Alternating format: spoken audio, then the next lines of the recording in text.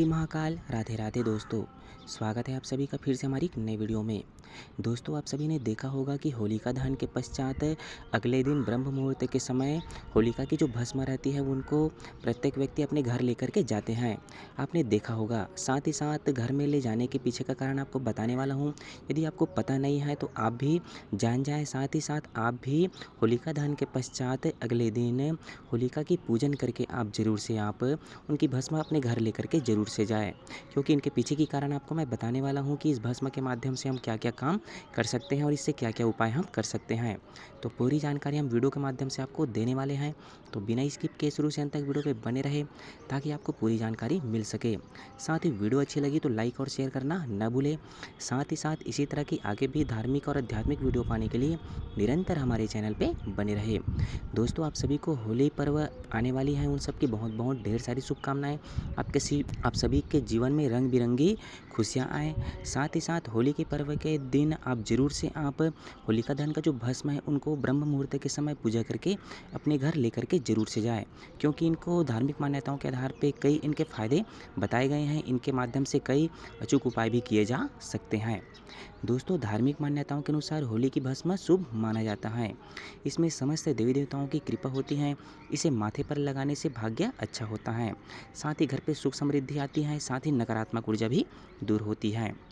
दोस्तों, धार्मिक मान्यताओं के अनुसार आप सभी ने सुना होगा कि होली शब्द हिरण्यकश्यप की बहन होलिका के नाम पर पड़ा है। होलिका के पास एक ऐसा कपड़ा था जिसे पहनने पर आग में नहीं जलते।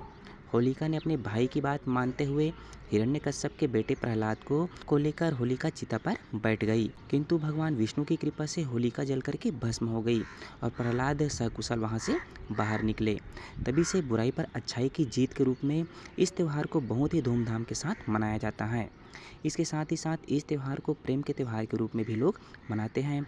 साथ ही घर परिवार में जो मनमुटाव की स्थिति रहती है उन सबको दूर करके इस त्यौहार को बहुत ही धूमधाम से स्नेहपूर्वक मनाया करते हैं। साथ ही साथ लोगों को मानना है कि इस दिन लोग आपस के मनमुटावों को भी भूलकर आपस में प्रेम भावना के साथ इस त्यौहार को मिलजुल करके मनाया करते हैं। साथ ही साथ आपने अक्सर देखा होगा कि लोग होलिका दहन के अगले दिन सुबह होली जलने के स्थान पर जाते हैं और वहाँ से भस्म उठा करके अपने घर लेकर के आते हैं। तो दोस्तों, होलिका की भस्म को घर लाने के पीछे का बहुत बड़ा कारण बताया गया है। तो दोस्तों, मान्यताओं के आधार पे होलिका की भस्म को शुभ माना जाता है। साथ ही होलिका की भस्म में समस्त देवी देवताओं की कृपा होती है। इस भस्म को माथे पर लगाने से भाग्य अच्छा होता है। साथ ही बुद्धि बढ़ती है और साथ ही साथ नकारात्मक ऊर्जा भी दूर होती है। साथ ही साथ कई तरह के जो टोटके होते हैं उन सबको दूर करने के लिए भी भस्म का उपयोग किया जाता है। यदि कोई बच्चा को नज़र लग गया है तो उस नज़र को दूर करने के लिए भी आप भस्म को उपयोग कर सकते हैं। बच्चे के माथे पे उस भस्म को आप लगा सकते हैं। साथ ही साथ उस भस्म को आप 7 बार उतार करके आप बच्चे के जो शरीर है उस पे लेप करके आप जो नेगेटिव एनर्जी है या फिर जो भी नज़र जो लगी रहती है उनसे आप दूर कर सकते हैं। इस भस्म के माध्यम से कई तरह के उपाय भी किए जाते हैं। मान्यता है कि इस भस्म में शरीर के अंदर स्थित दूषित जो नकारात्मक ऊर्जा होती है उन सबको दूर करती है।